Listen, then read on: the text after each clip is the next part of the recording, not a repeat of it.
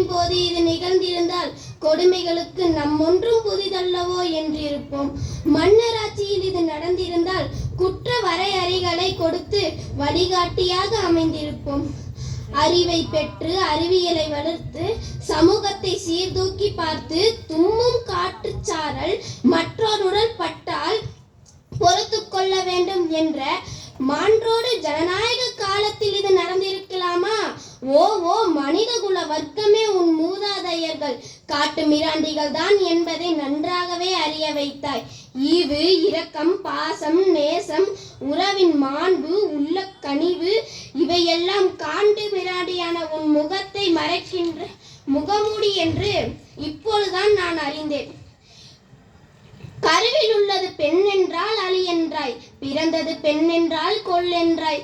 குமரியாகும் முன்னே குழந்தை திருமணம் செய்தாய். திருமணத்தின் மூலம் அடிமை சாசனம் எழுதி வைத்தாய். மார்பை மறைத்தால் மரியாதை குறைவென்றாய். உடைகளை களைத்து நட்ரோட்டில் நடக்க வைத்தாய். சாதி என்ற சடங்கின் பெயரில் கொடுங்கொலைகளை புரிந்தாய். காதலிக்க மறுத்தவளை கழுத்தையே அரித்தாய். சாதி மறுத்து திருமணம் செய்யவளை வெட்டி தானே மறுவேளை பார்த்தாய். அந்த ஆணாதிக்கத்தின்